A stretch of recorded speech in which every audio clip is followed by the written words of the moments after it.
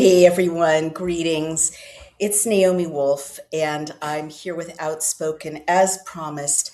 Um, and unbelievable stories happening in the world today. What we like to do is cover liberty related stories. And I think all three of the stories that we're covering today, go right to the issue of personal liberties.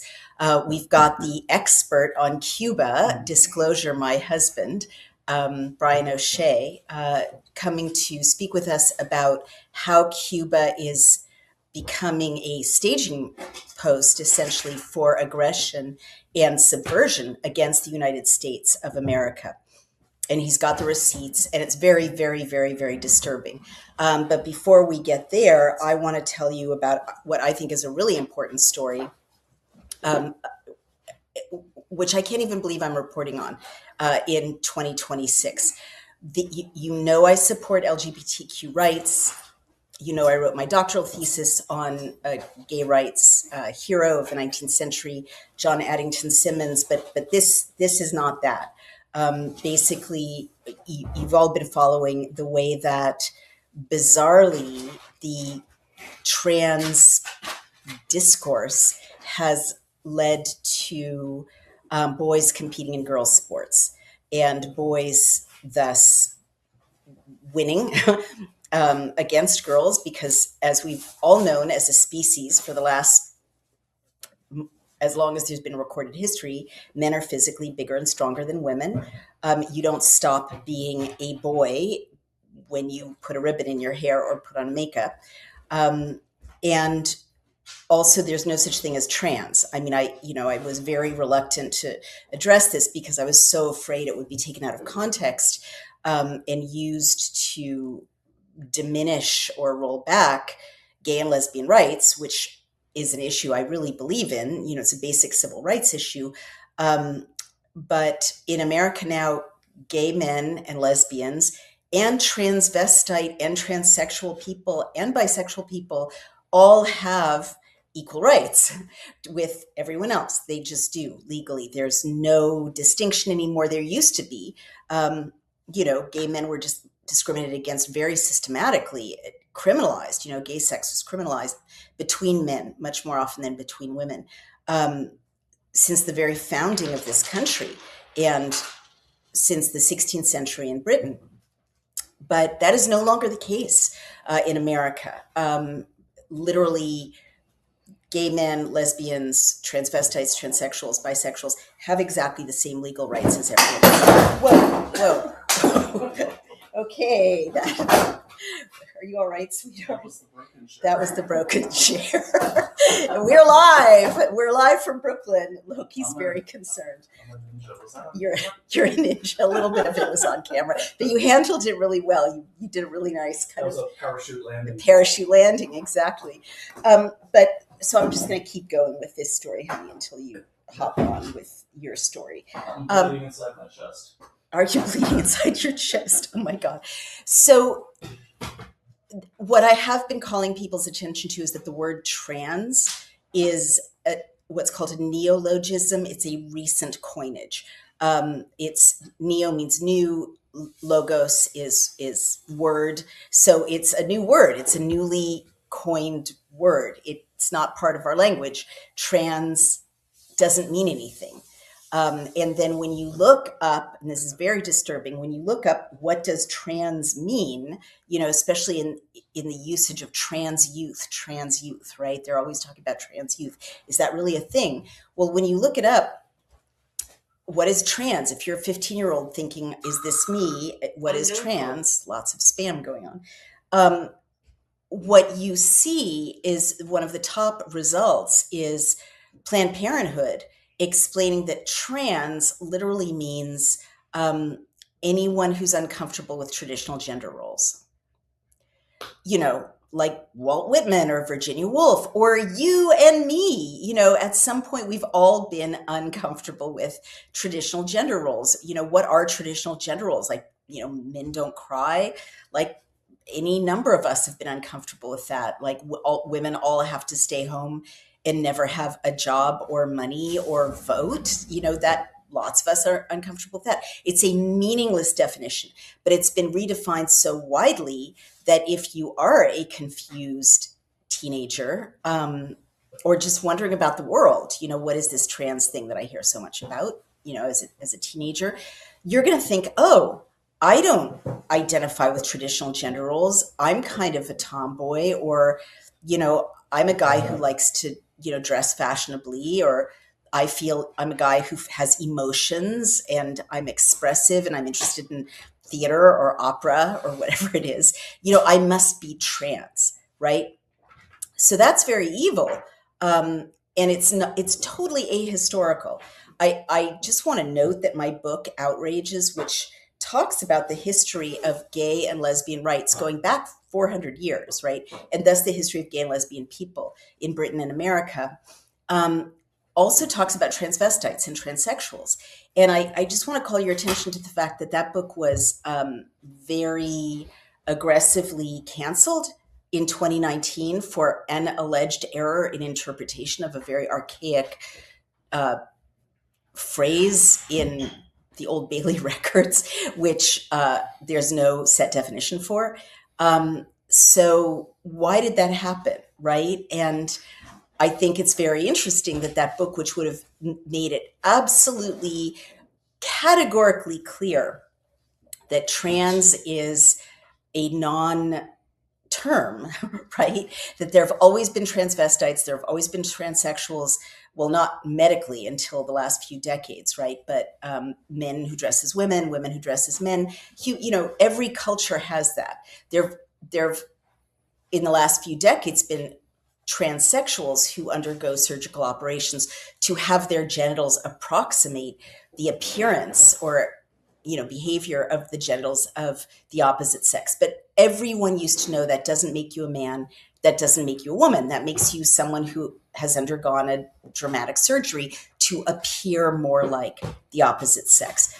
So all of that was thrown out of the window by this huge push in the last decade, really. It's been very recent, to create this nomenclature of trans and to especially kind of impose it into the public school system.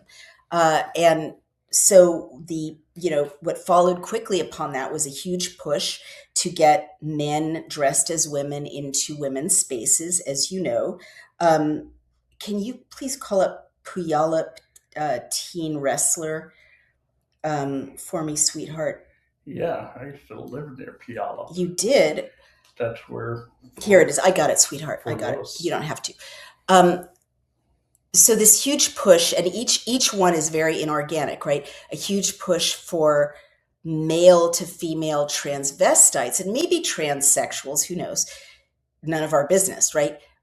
To insist that they need to use the bathroom of women, which is so weird, right? Like if you're concerned about quietly living your life, being taken as a member of the opposite sex, why would that be the hill you want to die on, right? Why would that even be such a public drama? You would not want to have a public controversy of that kind. You would just want to put on your stockings and your makeup and go to work every day, or put on your Carhartt if you're a woman to man transvestite or transsexual, and just join the guys at the construction site every day. Why are you looking at me? I'm not. I don't do construction. No, I'm not making fun of this. It's very serious, but for thoroughly orchestrated reasons. The definition of inclusion and visibility, which is another nonsensical term, right? What does it mean to be visible? We're all visible unless you're blind, in which case nothing's visible, right? You're just as visible outside of a woman's bathroom if you're a man in a dress as you are in a woman's bathroom. But these nonsensical terms were coined, and biological women had to not be transphobic by accepting the very, very dangerous situation of men, nominally dressed as women, whatever. It doesn't matter. Dressing as a woman doesn't make you a woman, in women's bathrooms. And I've posted a lot about this, but I'll just recap. And I am such a big supporter of gay and lesbian rights. And I'm a big supporter of people wearing what they want to wear, being intimate with who they want to be intimate if they're adults. None of my business, right? That is the definition of civil rights, human rights, privacy law, Fourth Amendment. You can do what you want in the privacy of your home. None of my business, right? But again, this is not that. So what I've pointed out, and my experience as a survivor of sexual assault definitely plays into this, is it's very dangerous to have men lurking around in women's bathrooms. Women's bathrooms, and I've taken photographs of some of these to stress the point, they can be at the end of a hallway, behind a truck stop, around the corner in a gas station, in darkness. They can be in very dangerous locations where if something bad happens to you, there's no one coming to help you. And if you take a drive through any major city after sunset, you'll notice something really strange. There are dark windows and empty offices. Right now, 1 in 5 commercial buildings in America is sitting vacant, and nearly $1 trillion in real estate loans are coming due this year. If those buildings stay empty, the banks are going to take the hit, and those are the same banks where your retirement savings likely sits. So there's a new free report called the Ghost Tower Signal that breaks it all down. It uncovers 7 early warning signs that showed up before every major crash since 1929. All 7 are active again right now. This won't make the evening news, but it could help you protect your savings from what's coming. And you can download it free at cloutgold.com. That's cloutgold.com, cloutgold.com, or call 855-803-GOLD to get your copy mailed to you. That's cloutgold.com or 855-803-GOLD. Very, very scary to be a woman, a lot of the time, especially a young woman, who are the demographic most often targeted for sexual assault and rape. Teenage girls, minors, and women in their 20s are the ones who are targeted disproportionately for rape and sexual assault. It's scary enough to travel as a young woman, especially if you're broke and you have to take Greyhound or public transportation. It's scary to try to get from your bus stop to your home, but it's absolutely terrifying to use a bathroom that which is by definition out of the way of assistance, help, right? If you're assaulted, and have a male person, maybe in the next stall, maybe waiting for you when you come out, maybe dragging you into a stall again to molest you or terrorize you. I guess the other thing I want to say about this weird, I've concluded, fetishistic push, when people initially said it's a fetish, I was like, that's so transphobic. But the obsessiveness, I've got to acknowledge there is something really fetishistic about it. If you're a woman, that some men, and you run into this all the time, usually when you least expect it, or you're the least prepared for it, but some men just enjoy, it's not all men, I'm not being androphobic here, but some men, plenty of men, if you're a woman, you experience this, like scaring women.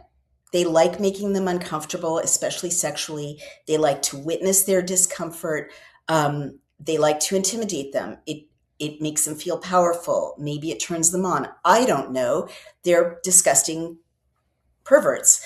I haven't, gone deeply into why, except for basic feminist theory 101, which is about power, and, that some men just like that power. But I've been in jobs as a young woman where, you can't, it's not even illegal, right? But I had a male supervisor when I was 19 working as a file clerk in an office. And he used to literally stand with his genitals an inch away from my shoulder. He would stand behind me, positioned with his groin essentially like an inch away from my back. And he would just stand there smoking his pipe, as I filed. You can't, what are you going to do? There's no recourse. You can't file. Maybe these days you could file an HR complaint, but he's not touching me. He's not verbalizing anything. He would just stand there, fully aware of my extreme discomfort and the fact that he was invading my personal space. That's a minor example of the many ways. I mean, who hasn't been flashed at, right? Right? I'm getting the thumbs up here. What woman? I mean, everyone's been flashed at probably, but women, young women, probably more than most people, disproportionately. Who hasn't been minding her own business, waiting for a bus or walking down the street, and some horrible human being, you look up and you're like, what's going on there? Oh, he's masturbating with his full penis out, right? Like this, you say, Jesus, ladies, does this happen all the time? Like most women have had half a dozen experiences like this. It's so much a part of being female. It's daytime, and Brian notes that I should give an audience warning when I'm going to say something like with his penis out. So the next 10 minutes are about a story in which a girl is being sexually assaulted. A lot of the times, men who like to make women uncomfortable, make them uncomfortable, they do it in a way that is so weird that the women sound crazy. Or oversensitive or hysterical if they try to narrate it. Like, I remember when I was in Scotland, another trigger warning, everyone, I'm about to say something grown up. When I was in Scotland as a young woman writing The Beauty Myth, there was a guy who used to just lurk around the bus stops, and he would have, trigger warning, he would have masturbated. And then he would just like put his hand, it was so creepy, past the barrier where you're waiting for your bus and do this with his semen. Like literally strange and weird, but creepy. But if you're a woman and you try to call the police and say this man was doing this with his semen, they would think you're insane. This kind of thing happens to women all the time. So my point is, it is not trivial that the mission of a very, in my view, artificial manifestation of a very artificial branch of the transsexual rights movement is insisting on access to bathrooms, to women's bathrooms. It's dangerous. It's going to result in, if it hasn't already, sexual assault, but even without sexual assault, sexualized intimidation, invasion, invasiveness. And now I want to talk about prisons. There are prisons in California where women, inmates, are begging for help because, and this is happening in Britain too, male to female transvestites, transsexuals, who knows, men who are identifying as women are being placed among women, including rapists, including child abusers. And the women are being raped. Big surprise. You put a rapist in an incarcerated situation with women and the rapist rapes them. I mean, it is so predictable. So this brings us to our latest story. And it's so, like, what's the bigger picture? It's so part of an anti-humanist, transhumanist, globalist assault on what's sacred and what holds us together and what gives us meaning as human beings, which is women. Women are at this, women as mothers, women as wives, women as homemakers. We are at the center of the human family, the divine feminine, where we're really important in the humanist project, right? And I think it's very, very interesting that people who hate people, or maybe whatever they are, elites who hate people, communists who hate humanism, humanity, individuality, the sacred, they're going after women. And they're going after women in a way that intimidates them, traumatizes them, and erases them. So this brings us to the whole sexualization of children. There's a vast amount of Bill and Melinda Gates Foundation money and Pritzker money that's flowing into curricula in public schools. And we've seen this. Brian showed it to me and I saw it with my own eyes, millions and millions, if not billions of dollars. And it's concealed as kind of gender and sexuality studies, right? Or gender studies. But it's really about exposing younger and younger kids in public schools to graphic adult sexuality. And I am a, pro-sex feminist, whatever, sex positive. I'm not a prude, but I totally draw the line at children, especially as a survivor of child sexual assault in childhood. But anyway, as a mom, as a stepmom, got to leave kids alone.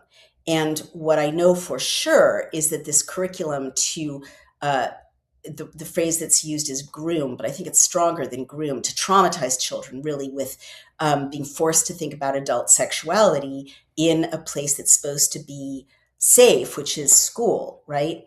Does traumatize them and does erase their boundaries. I mean, certainly putting boys and girls changing rooms and locker rooms in sports is designed to make it impossible for girls to know or trust when they're in a sexually threatening situation, right? Because they've already been observed, twice a week after soccer by some teenage boy as they're changing, and they're told by their principal that it doesn't matter, they're being oversensitive or hateful or transphobic if they have a problem with it.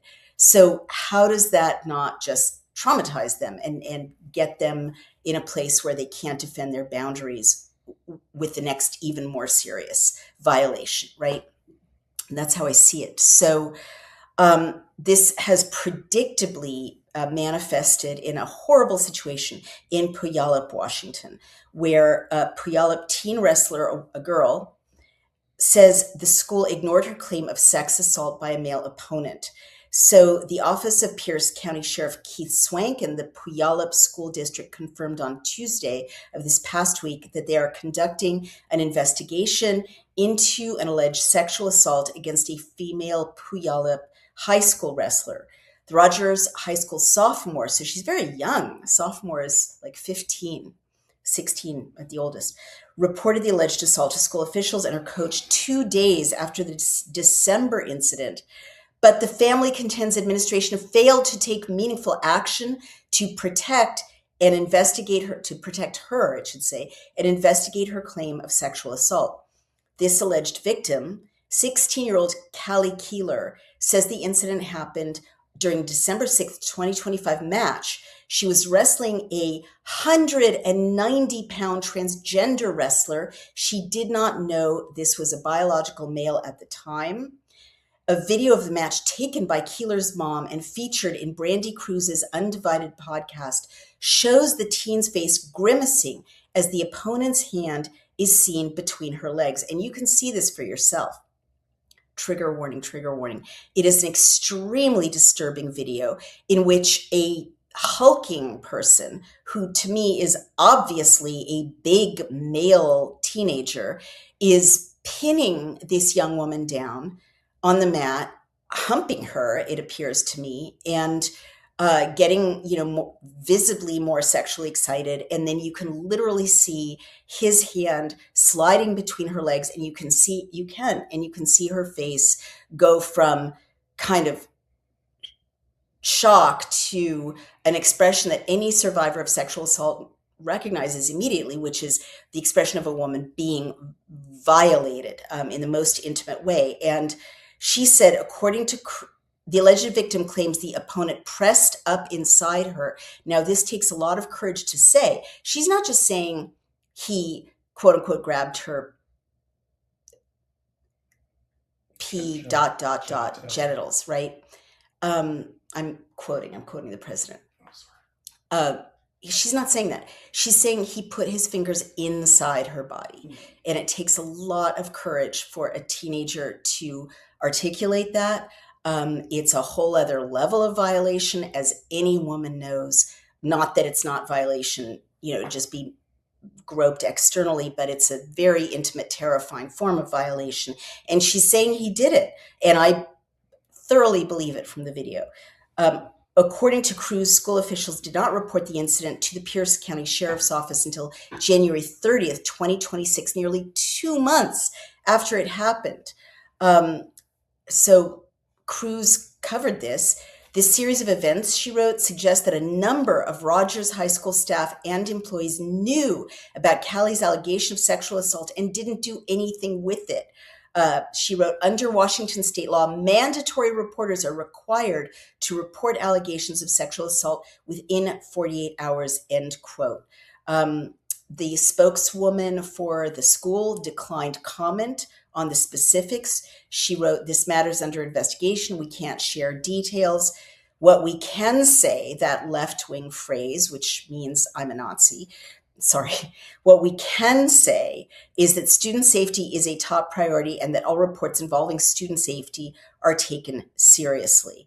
The sheriff, Keith Swank, confirms we did take a report and it's in the hands of the prosecuting attorney's office now for them to review for possible charges to be filed. So Brian Haywood is the founder of Let's Go Washington, which is backing an initiative to protect girls' sports and private spaces for females. And he said, quote, we're grateful to the Undivided podcast for holding the Puyallup School District accountable and forcing the case to be moved to the Pierce County Sheriff's Office for investigation. How many young women have to be assaulted, violated, bullied, mocked, or even sued before the state takes action to protect them? The superintendent of public instruction has tentatively agreed to meet with the two 16-year-old girls who became the face of the fight to protect girls' sports in Washington. I mean, that it should take this for those girls to be heard is absolutely shocking and disgusting. So that's my report. This is a very brave young woman. Obviously, everyone, deserves due process, including people accused of sexual assault. But you should take a look at the video and decide for yourself. I mean, if you could stand it, it's very, very, very distressing. And the mandatory report issue is 1,000% correct. People in a position like teachers or social workers do have a responsibility, a legal responsibility, doctors, to report alleged sexual assault within 48 hours and not to drag it out. Imagine how traumatic for the alleged victim and her family that no action was taken. This girl probably had to see her assailant or be around her alleged assailant for the 2 months since this occurred. What a message to her that her body doesn't matter. The violation of her doesn't matter. The injury to her doesn't matter. I mean, I can't bear to think about it. When you're 16, you could be a virgin. It could actually be an injury. Well, it's legally, if that happened, it is sexual battery. It is sexual assault. It's not trivial. And also, how predictable. You let boys say, sure, I'm a girl, and then they jump on top of girls, and some boys are going to be violent and sexually abusive, like literally so predictable. So that's my wrap up of this horrific story. We'll keep following it, but I just want to really credit, again, due process, everyone's entitled to it, but I really want to credit the young woman and her family, Callie and her family, for not being afraid to describe what allegedly happened to this young girl who was just trying to engage in sports. I'll say one other thing before we move on to Cuba with Brian O'Shea, which is, I can't even believe we're having these conversations because Title IX exists, and Title IX specifically is written to provide female athletes with equal access, safe, equal access to sporting events and to sport and to educational opportunities. So this is by definition not that. And I'm not a lawyer, but for the life of me, I do not understand why Title IX alone doesn't protect girls from boys participating in their sporting events. How is that even questionable? How does Title IX not preemptively prevent boys from being in locker rooms, being in bathrooms, being in sporting events that are for girls? Let's see. Tracy Robert, that's interesting. You are insane. 3 exclamation points. What are your sources? You used to be a journalist. Well, my source right now is the centersquare.com. And this is the editor's pick. And they are citing all the people involved and citing the superintendent, citing the sheriff, citing the family of the victim, citing an advocacy group. So, what are Tracy's sources? what are your sources, Tracy? Honey, if you want to talk, No, I'll come be right into there. the- I'll be right All there. I right. don't want to. Next. So Valerian says, don't blame communism. This is capitalism at its best, creating lifelong subscribers for the pharmaceutical industries. Oh, you're making a good point. You're talking about trans kids and the push to medicalize. Most people think inflation is the biggest threat to their savings, sweetheart, but there's something just as dangerous, and most banks never talk about it. And it's the gap between what inflation is doing and what your bank is paying you. So right now, the average savings account pays well under 0.5%, if that. Oh, really? Yeah, it's so It bad. used to be like 1.9. When I was growing up, it was like 4% or 5%. One-year CDs barely do better. Meanwhile, inflation is still running several times higher than that. The difference acts like a hidden tax on your money. Every year, it's so depressing. Every year, your dollars quietly lose buying power, even though your balance looks the same. And government policy doesn't help. A weaker dollar may boost exports, but it also pushes up the cost of imports, energy, and everyday goods. That's one reason why assets like gold and silver have surged. So what is a saver supposed to do? Some people are moving into short-term treasury bills. Others focus on dividend growth stocks that increase payouts over time. But there's another approach that doesn't get talked about very much. It's a long-established company operating decades before AI became a buzzword that's now positioned to benefit from the AI boom in a disciplined way. Over the last 25 years, this approach has delivered, oh my gosh, an average annual return of 29% without chasing ultra-volatile tech stocks or risky speculation. If you'd like to learn more about what some investors are calling the 29% account, you can find the details in the link. Because when it comes to your savings, playing it safe might be the riskiest move of all.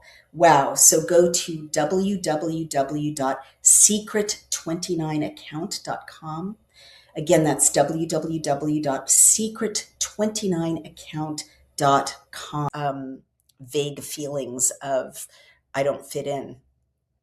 And I'm not trying to minimize, how seriously some people have gender dysmorphia. There have been transvestites and transsexuals forever, as long as there's been human history. Some people really do feel that they're quote unquote born in the wrong body.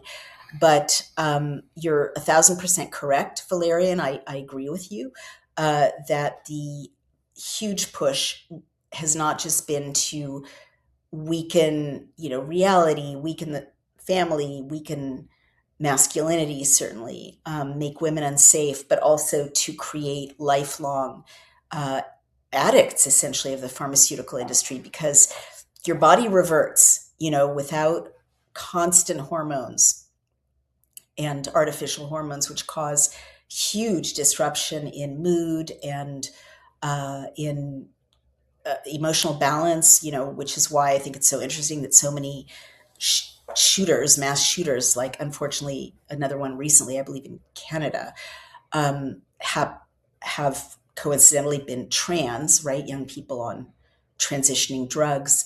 You need to have the drugs forever or your body reverts. If you're male by birth, you'll go back to being male unless you get that, estrogen. If you are female, you'll go back to being female unless you get that testosterone. And both of those, as women with PMS or postpartum depression can attest, can radically affect your mood. Too much testosterone I'm sorry, honey, but there's a reason men commit most violent crimes. Like testosterone poisoning is a thing. Like, no disrespect to men, but too much testosterone or testosterone entering the bloodstream in an unmediated way can boost violent behavior and aggression. It's linked to aggression. Testosterone is linked to the part of the brain that modulates both aggression and sexuality in men, which is freaky but interesting. So the pharmaceutical medical complex that is encouraging transitioning as gender affirming care is really, you're quite right, creating lifelong dependence, creating horrific mood problems and relationship problems, as well as intimacy and sexuality problems for those poor kids. I'm interviewing a detransitioner who just had a horrific birth experience because the doctors don't explain to these poor kids that their sexuality and reproductive lives will be messed up forever. A child was just born to a trans person that had horrible mutations. Of course, so again, so predictable, tragic, but so predictable. But doctors don't explain it because there's this huge industry. Why stick with healthy people when you can potentially medicalize everyone, or a giant pool of teens who are puzzled or confused into thinking that they need to be on drugs for the rest of their life? Now we're going to take a break. Let's see if there's anything else that is urgent that I should share with you guys. That's for you, Brian, and it's in Spanish. Cuba es solo una isla pequeña. Cuba is only a small island. ¿Cómo va a luchar contra un gran país? How is it going to struggle or fight against a great country? Es absurdo pensar eso. It is absurd to think this. I don't speak Spanish, so is there any way you could put these texts in English? Because this isn't like the Super Bowl halftime show. Would that be good? Okay, sure. Okay. If you could do that, that would be great. Go ahead and get started, baby, and I will call up the ads. I'll let you do the ad first. I want to read the comments. So, hello, everyone. And Jacinto, I'm not picking on you. It'll mess up the rhythm of the show. So if you could maybe put those in English, it'd be great. You are insane. Okay, you already read that one. Yeah, Tracy, I'm not going to pick on you. I am going to say it's more, this is advice actually. It is way more powerful, and you're going to really have a bigger impact in a forum like this if you bring receipts. So if you disagree with Naomi, and I'm not just defending my wife because I'm not, but like one thing that I cannot stand, I think all of you probably can't stand either, is what I call social media graffiti. So any statement you make as a fact without sources, I call that social media graffiti. It makes you feel good. It's like a Snickers bar, but cook yourself a steak and bring some sources. Bring the steak. Okay, well, let me just jump in there. And I just want to let you guys know this. If you take a drive through any major city after sunset, you'll notice something strange. Why don't you lift up Loki so he can join us, honey? He always likes to be part of the podcast. Dark windows, empty offices. Right now, 1 in 5 commercial buildings in America is sitting vacant, and nearly $1 trillion in real estate loans are coming due this year. If those buildings stay empty, here's our little superstar.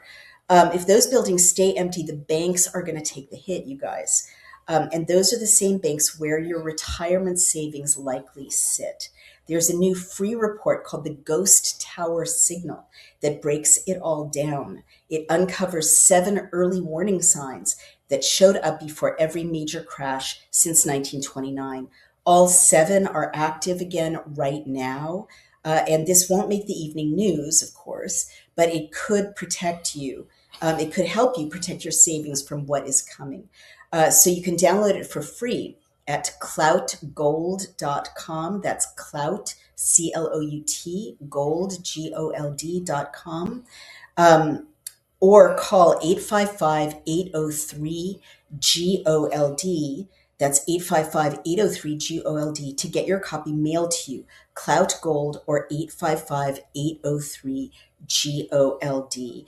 And I just want to also share something. We've got a new sponsor. We're really excited also to have the Oxford Club as a sponsor. Not the university, but something very well established and exciting. Most people think inflation is the biggest threat to their savings, sweetheart, but there's something just as dangerous, and most banks never talk about it. And it's the gap between what inflation is doing and what your bank is paying you. So right now, the average savings account pays well under 0.5%, if that. Oh, really? Yeah, it's so It bad. used to be like 1.9. When I was growing up, it was like 4% or 5%. 1-year CDs barely do better. Meanwhile, inflation is still running several times higher than that. The difference acts like a hidden tax on your money. Every year, it's so depressing. Every year, your dollars quietly lose buying power, even though your balance looks the same. And government policy doesn't help. A weaker dollar may boost exports, but it also pushes up the cost of imports, energy, and everyday goods. That's one reason why assets like gold and silver have surged. So, what is a saver supposed to do? Some people are moving into short term treasury bills. Others focus on dividend growth stocks that increase payouts over time. But there's another approach that doesn't get talked about very much. It's a long established company operating decades before AI became a buzzword that's now positioned to benefit from the AI boom in a disciplined way. Over the last 25 years, this approach has delivered, oh my gosh, an average annual return of 29% without chasing ultra volatile tech stocks or risky speculation. If you'd like to learn more about what some investors are calling the 29% account, you can find the details in the link. Because when it comes to your savings, playing it safe might be the riskiest move of all. Wow. So go to www.secret29account.com. Again, that's www.secret29account.com. I would like 29%. Both of us are like, I always say this after I read our sponsor scripts. We're so proud to have them both. If Brian and I had invested in gold and silver 5 years ago when we first started talking about it and first realized you could invest in gold and silver, easily, our investment would have nearly quintupled. So we want to not make the same mistake again. That's why we're very proud and happy to have those two sponsors. And you guys really do need to go to American Alternative Assets and and they just so you know. Yeah. Wait, can I just? I was going to say, we at Consumer Diligence, my nonprofit, I've checked them out. Mm-hmm. They got a very good report from Consumer Diligence.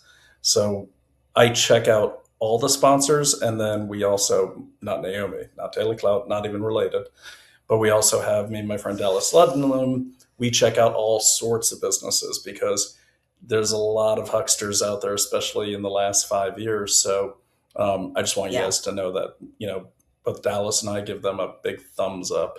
Yeah. No, it's really, really exciting. And actually, we did that before they were a sponsor. So good. All right, baby. We need to talk about Cuba. What's the deal with Cuba? Tell you what, let's switch. All right, I'll hold the dog. You tell us about an existential threat. Well, so I want to address this comment here. I think, can you translate? Is it Jacinto?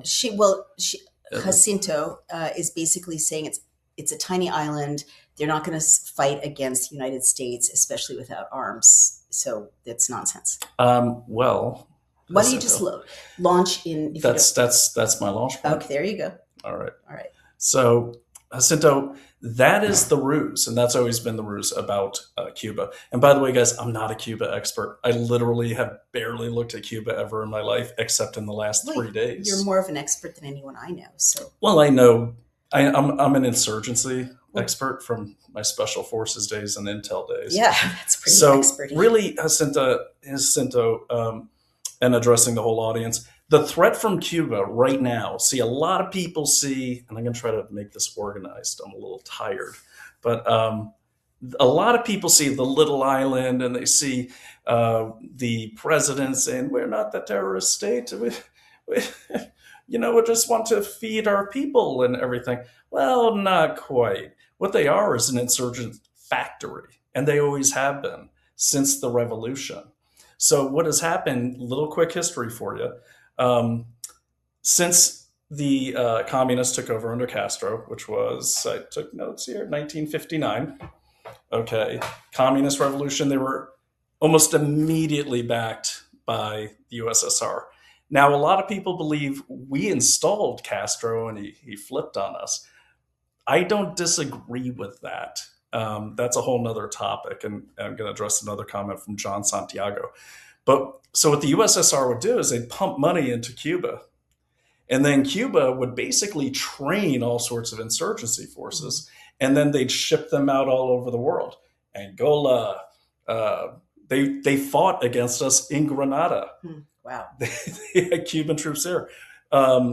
In Ukraine in 2023, and I think as late as 2024, thousands of Cuban trained like militia guys were imported by Russia to fight the Ukrainians. So, which is kind of ironic because it's the left and the liberals and the socialists that are all about Ukraine, but they're also all about Cuba. And they don't realize they're dumping American money into fighting their other allies. Wow. In the communists. So what I want you to take away from that, Jacinto, is it's not that the people of Cuba are the problem. The people of Cuba hate communism. And I would recommend everyone go to Rebel News. Alexandra Lavoie, is that how you say it? You speak French.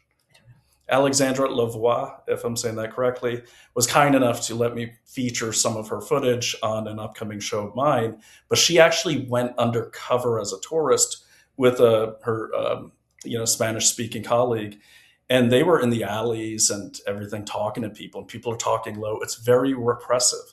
This image we have of Cuba is of, oh, it's so cute. Look at the colorful buildings and those old 1950s cars.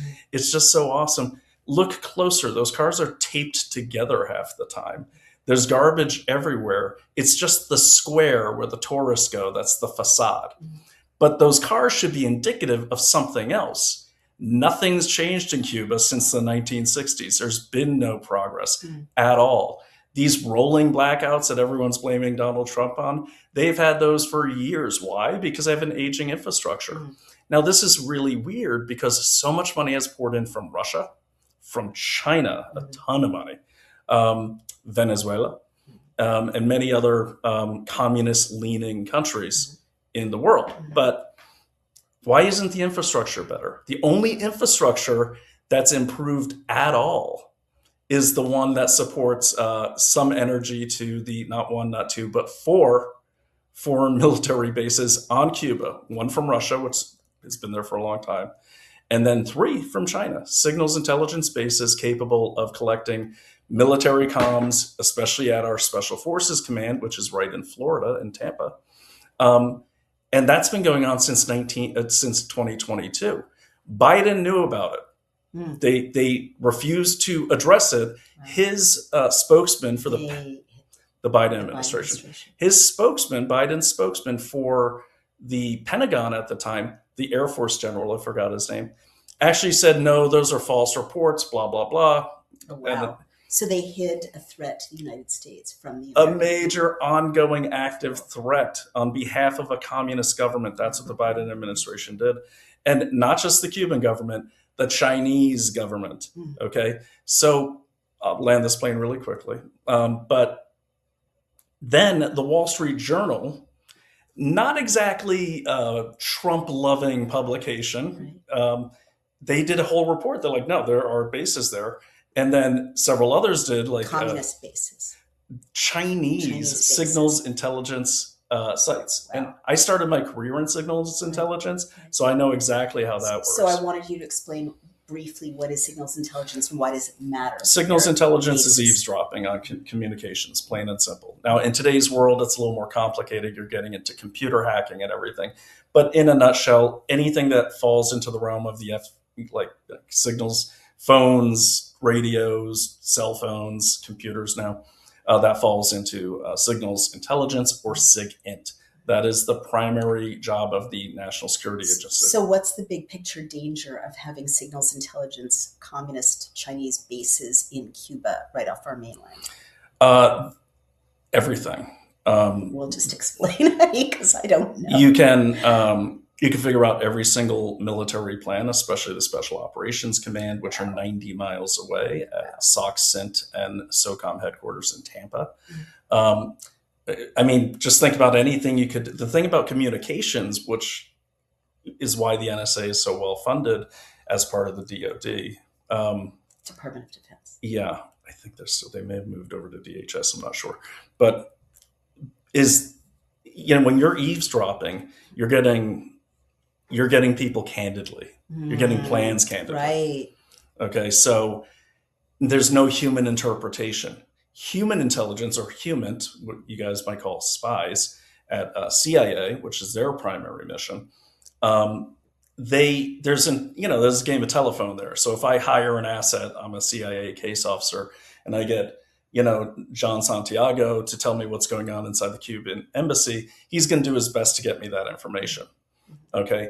But he's going to write it down, or he's going to try to remember it. So it's filtered through him, It's whereas filtered. this is raw planning in the United And States. then I, as a case officer, maybe my career is not going so well. I might pump up that intelligence to get a promotion. Right. So that's human. SIGINT is raw data. That is what's being said. You can trick it, and there are ways to do that, but that's a threat. The other threat. Yeah.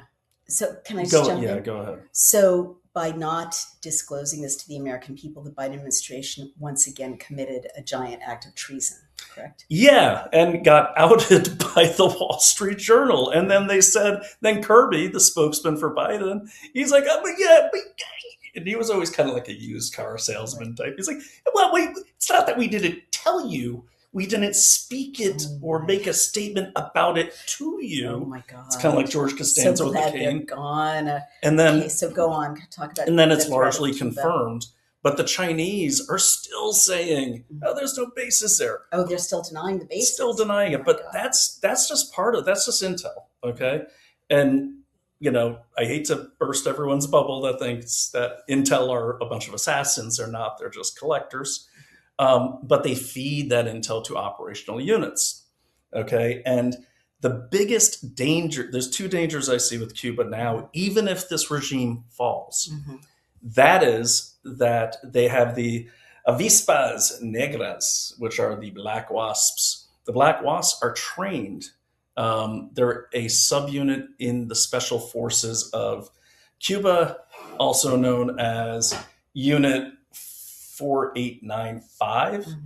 Mm-hmm. They're highly, they're not like our special forces, are not as good, but you're trained by the Chinese, by the North Vietnamese, back in the day. What?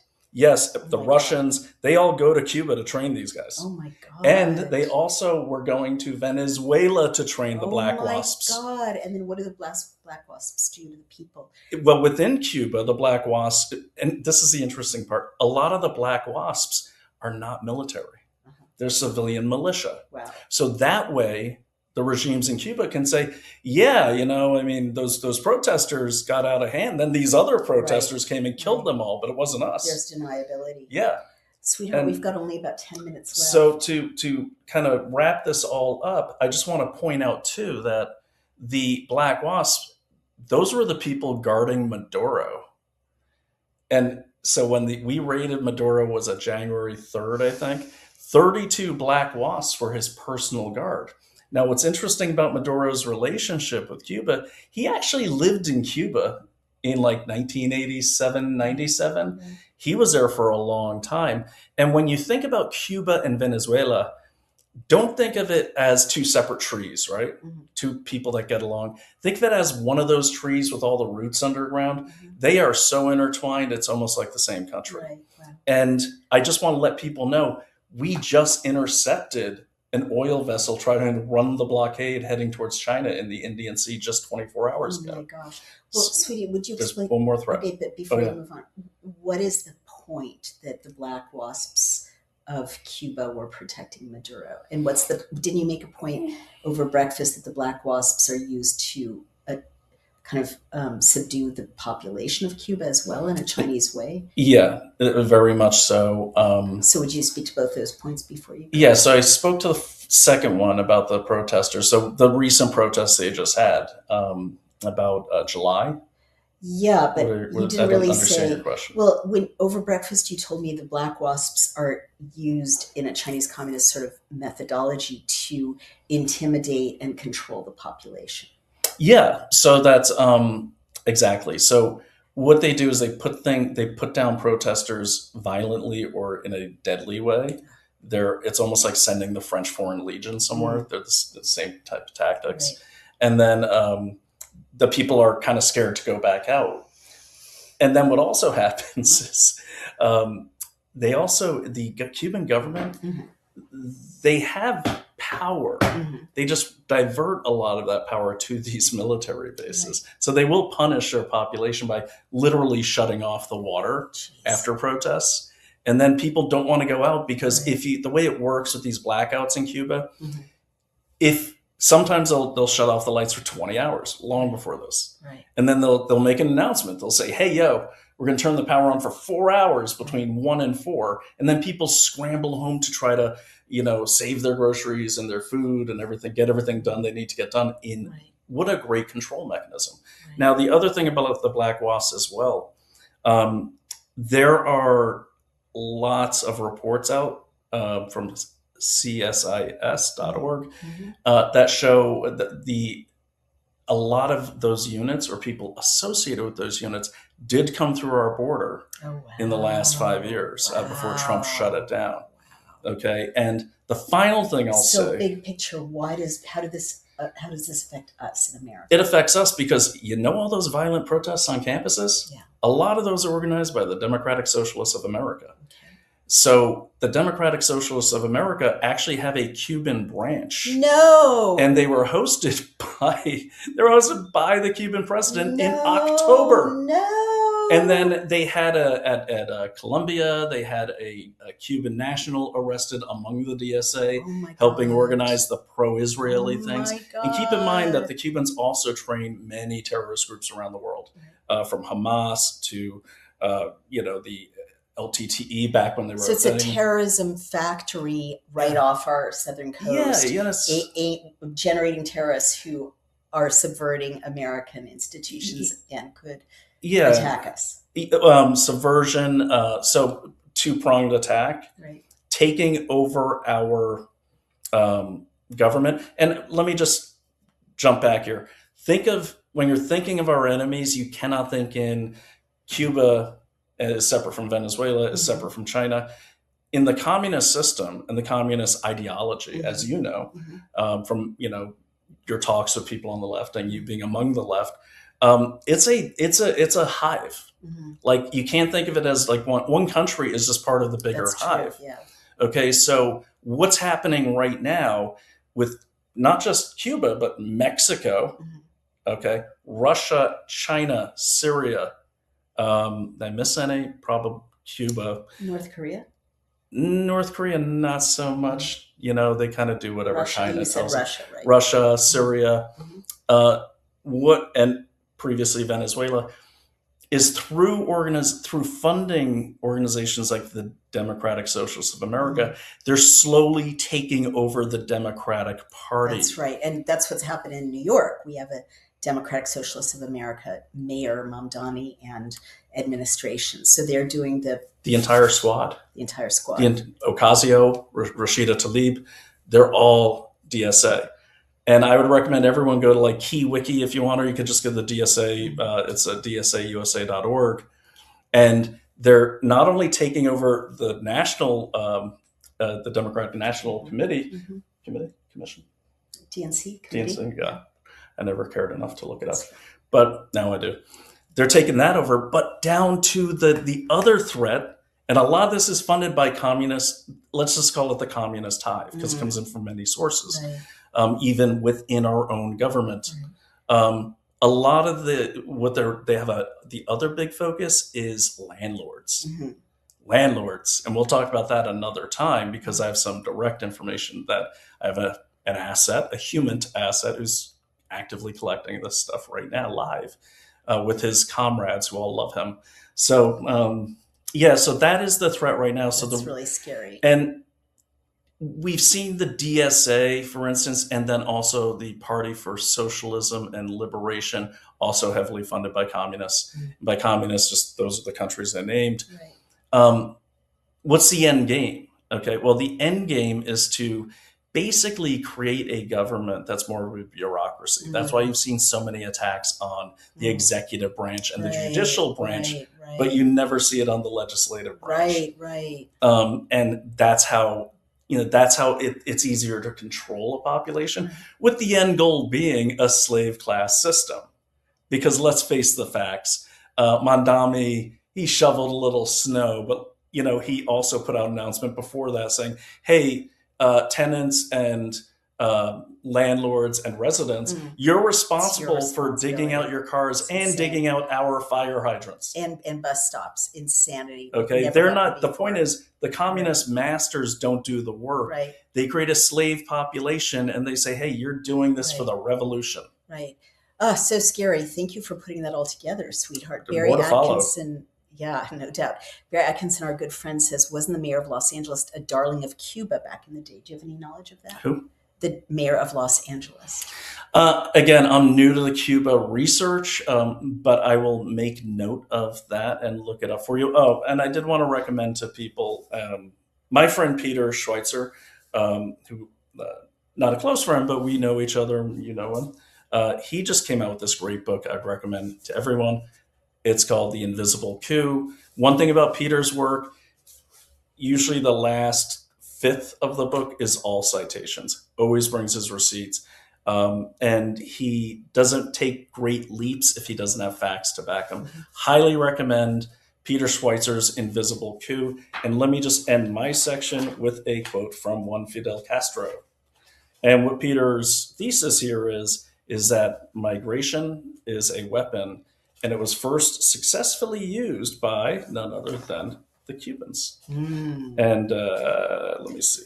Go ahead, do your thing while I look this up. I can't. It's another subject. Oh, sorry. So what about posting it in the comments? Because no, because it's better. It's better read. Let me just you do your ad read, and then I will. Come on, darling. No. Work with me. Come on.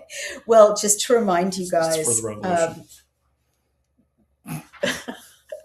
That in case you think that inflation is the biggest threat to your savings, there is a way to avoid or protect your savings from the way inflation eats it up.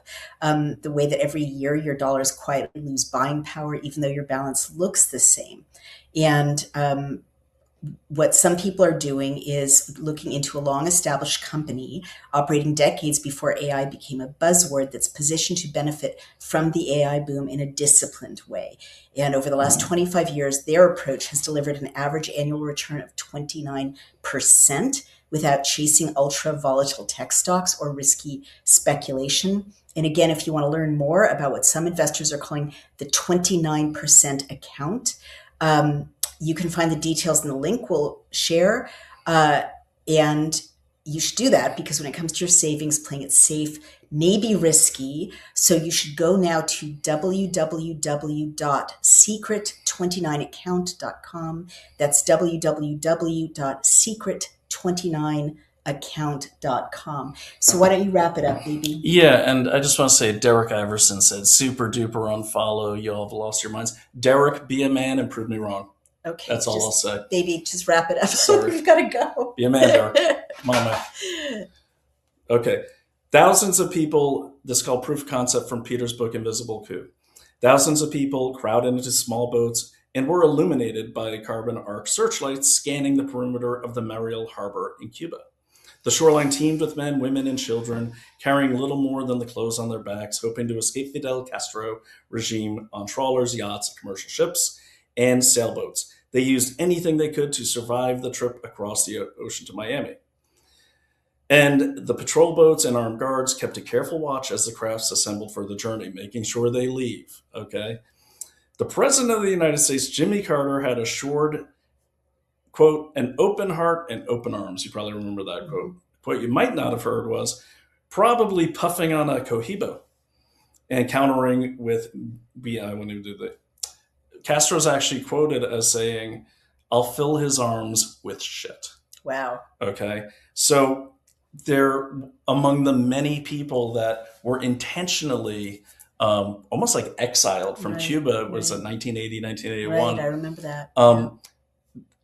Easily 7,000 of them had typhus, had diseases, but not only Right. that, he had actually emptied a lot of them out of the insane asylums and the prisons. Oh, And remember I when do remember that. Maduro actually said he did that, Yeah, and yeah. then Donald Trump repeated it, And then they everyone said he called- was racist. They said he was racist. Okay, so Baby, I hate to interrupt you, but we have to just highlight one more story before we go. And Yeah, it's sure. at the end of our hour. Is that your last quote about your? I like where you're going with that. Yes, may I exit? You may, darling. You can sit here Okay, I'll hold the dog. and hold the dog or entertain him while I just wrap it up with one last mention because we've run out of time. But I did want to call your attention, everyone, since liberty is our theme, to the fact that Japan has elected a new prime minister. The world is covering it. The Western legacy media, like the New Yorker, which I'm looking at, is covering it as a hard right nationalist, right-wing victory. And in fact, their headline is "The Woman Behind Japan's Rightward Shift."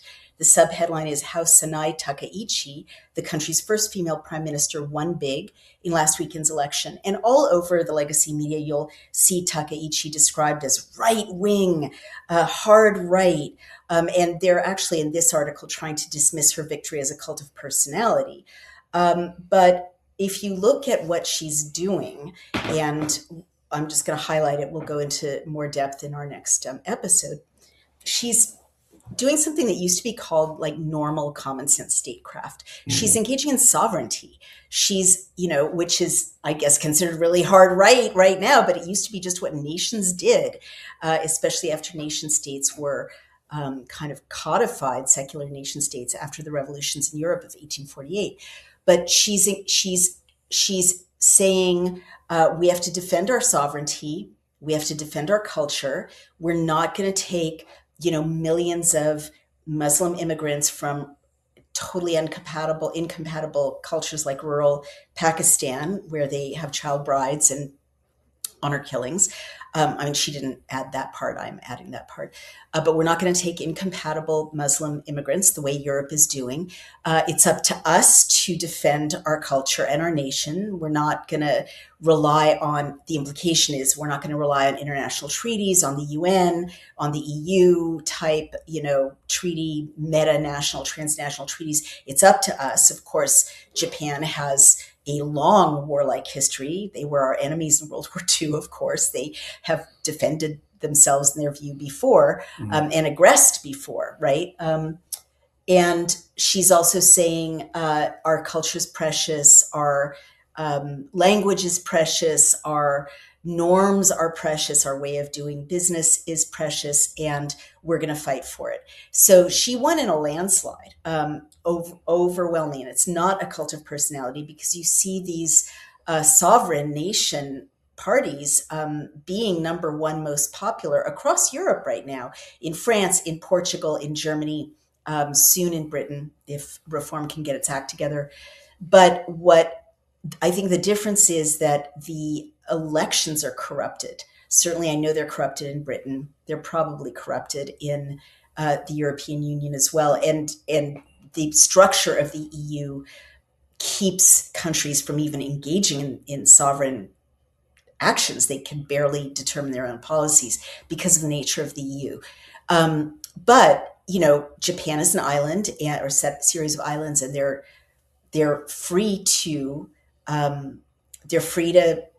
assert themselves and their sovereignty in this way. So I'm just noting that there's a sovereign nationalist Japanist running Japan, and it's hugely popular with the people of Japan. We're going to keep an eye on it. And I have an insight. What's that, baby? Really quickly. Yes, baby. So I spent a lot of time in Japan, especially Okinawa. More things about you I never knew. You didn't know that? Kind of not. Yeah, no. I was I was friends with the mayor's son named Nao. We used to sing karaoke together. But one thing about Japan is that's the New Yorker, I'm guessing, wrote that? Yeah. Okay, so Japan's always been highly nationalist and highly Japanist, if that's a thing. Right. So I can recall a time where I was all alone running my operation, which is down in the Philippines from Okinawa, and it got a little lonely at night. So I was there alone on the base. So I went across the street. They have these big high rises full of bars. And then I'm walking by, and a lot of the bars said no whites, Wow. Japanese only. Wow. Okay. And I didn't see this quite as racist. They'd had a lot of problems with our Marines and some of our Navy people over there. So I get it. But anywhere you go in the country, if you, and I'm sure a lot of you have been to Japan, they're highly about, we are Japanese. So the New Yorker's trying to make it sound like a shift over to nationalism, and it's not. It's not. It's literally a part of their culture. It's just that every time like these liberal communists go anywhere, like when we were in Iceland, they try to push their crap on people. Like in Iceland, they're trying to push green energy. Iceland's the greenest country on earth. They get their heat from lava. So in Japan, the point is, this is not a shift towards nationalism. Japan's always been a highly nationalist state. This is, I don't know, Madison or Brantley, whoever wrote that, trying to like project what they see of the world. They probably have never even been to Japan. Yeah, well, that's a really great point. Your I did get to sing in the No Whites part, by the way. I'm so proud of you. But it cost me. They said, you have to sing this, this, and this. I was like, okay. And they all stopped. And they're like, no, get out. I'm like, no, I'll sing a song. I'll sing karaoke. And little travel tip for people. If you're an American and you go to Japan and you sing karaoke, it's like Bono or their favorite American superstar, Elvis, just walked in. You don't even have to be that good. And they love it. They love karaoke, and I do too. Well, you're going to have a lot of our friends going over to Japan and singing karaoke, but we have to sadly wrap up now, sweetheart. But I think the takeaway is, liberty is stirring around the world. I think that Brian identified a huge threat on literally on our doorstep. I didn't identify. Baby, don't be so modest. You did more than most people I've heard to help us understand exactly what it means. Really, really important. We talked about threats to personal liberty when we talked about the alleged assault of that poor girl allegedly that poor girl in Puyallup, Washington. We'll keep our eyes on that. And we talked about the assertions of the Japanese people that they're entitled to a culture, a nation, boundaries, borders, self-determination, which again used to be considered common sense. And we'll keep following these liberty stories. You can find us on Daily Clout. Brian's show is called Investigate Everything. My show is Outspoken. It's on Daily Clout and on Substack. Please support us, donate or subscribe. You can subscribe on Substack or on Daily Clout. And you've got a new show too. Why don't you tell people where they can find it? And then we have to hang up, sweetheart. You have the show about consumer diligence. Oh, yeah. So consumerdiligence.org or at consumerdd. We've started the integrity report. These are just shorts, but like if you want to shop at like an online pharmacy, anything you've seen on either MAGA or left-wing channels, go over to our index and check it out. If we haven't covered the company you want to shop at, send us an email. And if it's a good enough case, we will take a look. But run it by the integrity report, like 10 minutes. We go into everything and we put it all out there publicly. We've been threatened for lawsuits a dozen times, and that means we're doing something right. You're over the target, darling, and you are on X. Don't miss Brian's commentary on X at Brian O'Shea SPI, and I'm at Naomi R. Wolf, and we will see you soon. Take care, and thank you for joining us. And Loki, thanks you too. Bye-bye.